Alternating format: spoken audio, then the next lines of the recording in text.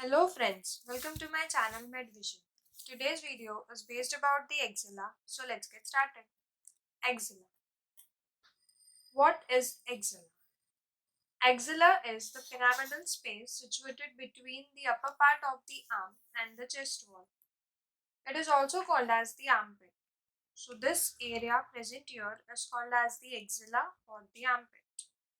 It resembles a four-sided pyramidal structure and it has an apex, a base, and four walls, namely anterior wall, posterior wall, medial wall, and the lateral wall. This is the rough model for the axilla. Imagine this boundary to be your scapula, this boundary to be your clavicle, and this boundary to be your first rib. This is the apex of the axilla.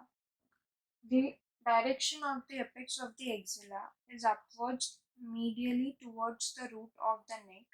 So this is the direction of the apex of the axilla. It is truncated, that means it is not pointed. It is roughly a triangular shaped structure which is bounded anteriorly by the posterior surface of the clavicle, posteriorly by the superior border of the scapula and the medial aspect of the coracoid process, medially by the outer border of the first rib. The apex of the axilla forms a canal which is oblique in shape and is called as cervico-axillary canal. This space is the cervico-axillary canal. This canal provides the entry of axillary vessels and the brachial plexus into the axilla. When viewed with the help of an image, the apex of the axilla looks like this. This is the posterior border of the clavicle.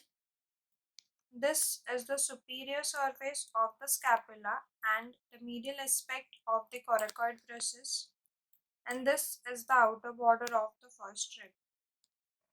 The space formed here or the oblique canal formed here is known as the cervico-axillary canal, which lodges brachial plexus and the axillary veins to enter it into the axilla.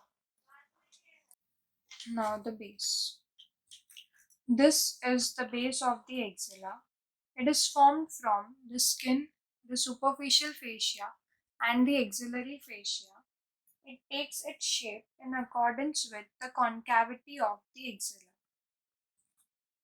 This is the anterior wall of the axilla.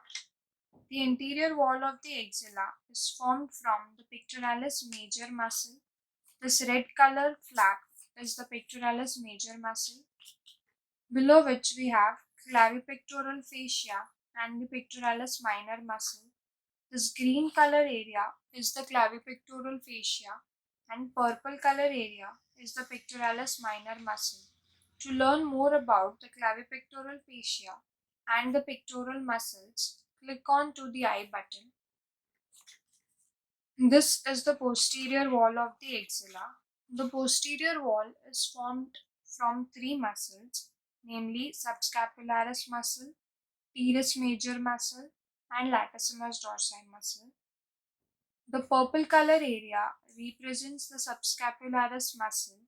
The pink color area represents the teres major muscle, and the green color area represents the latissimus dorsi muscle. So this is the posterior wall of the axilla. Now when viewed with the help of an image, the anterior and the posterior wall looks like this. For the anterior wall, we have pectoralis major muscle, clavipectoral fascia, and the pectoralis minor muscle. Whereas for the posterior surface, we have the subscapularis muscle above, in between the teres major muscle, and the latissimus dorsi muscle below. This is the medial wall of the axilla. The medial wall is formed from the upper four intercostal ribs and the intervening fascia. These ribs being attached to the serratus anterior muscle, it also takes part in the formation of the medial wall of the axilla. This thin part is the lateral wall of the axilla. The anterior wall and the posterior wall is attached to it. The lateral wall is formed from the small portion of the shaft of the humerus. The area comes in the bicipital groove. It is also formed by the coracobrachialis and the short head of the biceps brachii muscle. This image shows the interior of the axilla along with its four walls. Let us look at the contents of the axilla. There are six structures that are present at the axillary input, and they are the axillary artery. This red color here is the axillary artery. Branches of axillary artery are also present in the axilla. We have axillary vein and its tributaries. This blue color is the axillary vein. The infraclavicular part of the brachial plexus. These three yellow nerves are termed under the infraclavicular part of the brachial plexus. We have five group of axillary lymph nodes which are present here. We also have long thoracic nerve and the intercostobrachial nerve. We have long thoracic nerve here.